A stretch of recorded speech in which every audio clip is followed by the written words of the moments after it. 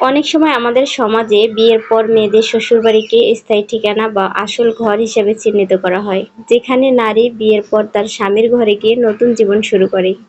স্বপ্নার বেগুনি সকাল। আজকের দিনটা একটু নিজের জন্য রাখলাম।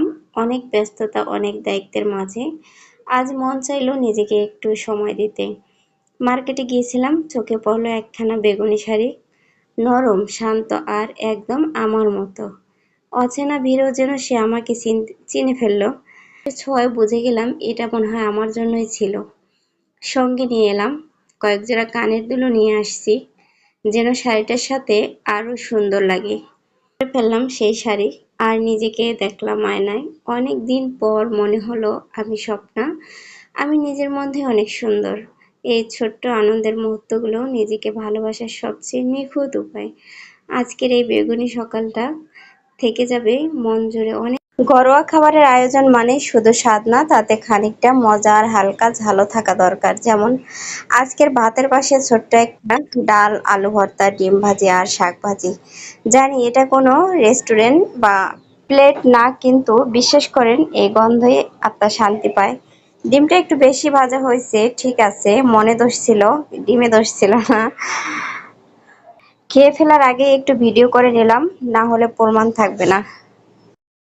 আজকে আমার ছোট্ট গাছটা সারপ্রাইজ দিল। কয়েকদিন আগে একটা গাছ এনেছিলাম, আজ হঠাৎ করে দেখি তাতে অনেকগুলো ফুল ফুটেছে। খুশিতে আমি ফুলগুলো হাতে নিয়ে একটা ছোট্ট ভিডিও বানিয়েছি। সেই আনন্দটা তোমাদের সাথে ভাগ করতে চাই। এই ছোট্ট ভিডিওটা আমার মনের এক টুকরো হাসি। এই ভিডিওটা শুধু ফুলের না, আমার মনের খুশির এক ঝলক। একটা গাছ, একটু যত্ন আর একটু সময়, এতেই যে এমন হাসি এনে দিতে পারে সেটা হয়তো আগে বুঝিনি। ওই দিন বের হয়েছিলাম নিউ মার্কেটে যাওয়ার জন্য। অতিরিক্ত গাড়ি ঢাকা শহরে। গাড়ি অনেক বেশি, কিন্তু রাস্তা ততটা বড় না। একসাথে অনেক মানুষ বের হয়, বিশেষ করে অফিস টাইম বা স্কুল টাইম।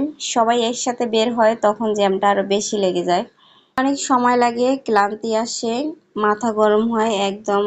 মাথা গরম হওয়াটা একদম স্বাভাবিক। আমার ছেলেটা ক্লান্ত হয়ে ঘুমিয়ে পড়ে।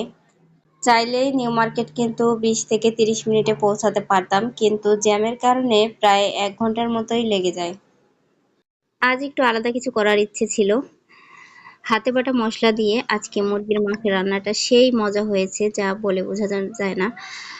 মুরগির মাংস যখন সেই হাতে বাটা মশলা আর একটু ধৈর্য নিয়ে ধাপে ধাপে রান্না করা হয়, তখন সেই স্বাদ আর ঘ্রাণ তৈরি হয়, তা সত্যিই বলে বোঝানো যায় না। এক কথায় অপূর্ব। ঝাল মশলার একদম পারফেক্ট। ভাত, রুটি, যেকোনো কিছুর সাথেই একেবারে জমে যায়। অনেক সময় রান্না শুধু খাওয়ার জন্যই নয়, ভালোবাসা প্রকাশের একটা মাধ্যমও হয়। আর হাতে বাটা মশলার এই ঘ্রাণ, পরিশ্রম আর স্বাদের